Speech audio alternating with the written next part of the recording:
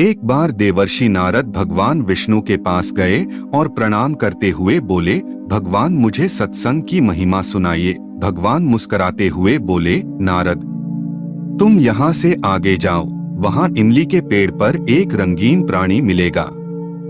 वह सत्संग की महिमा जानता है, वही तुम्हें भी समझाएगा भी।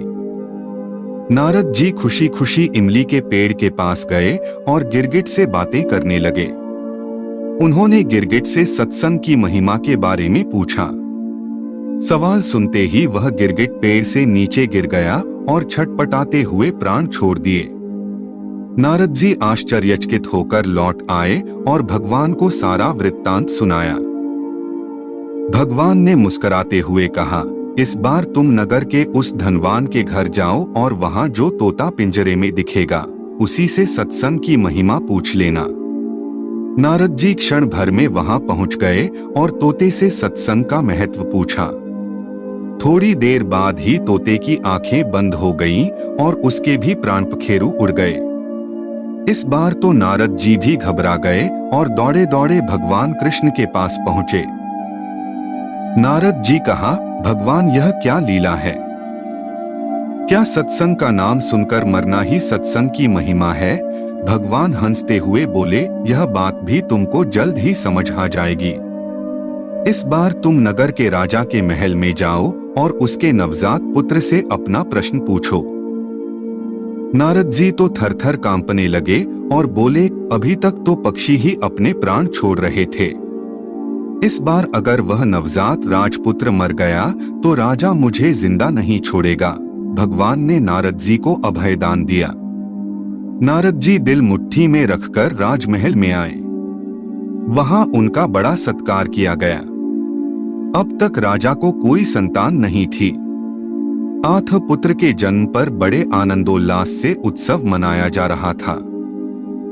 नारद जी ने डरते डरते राजा से पुत्र के बारे में पूछा।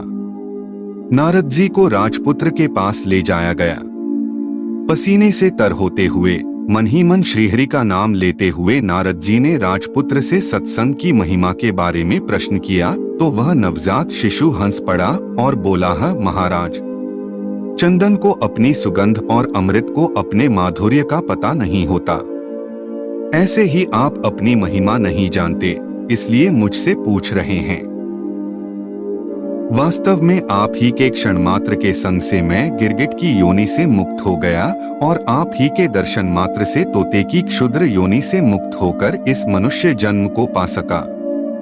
आपके सानिध्य मात्र से मेरी कितनी सारी योनियां कट गईं और मैं सीधे मानवतन में ही नहीं पहुंचा अपितु राजपुत्र भी बना।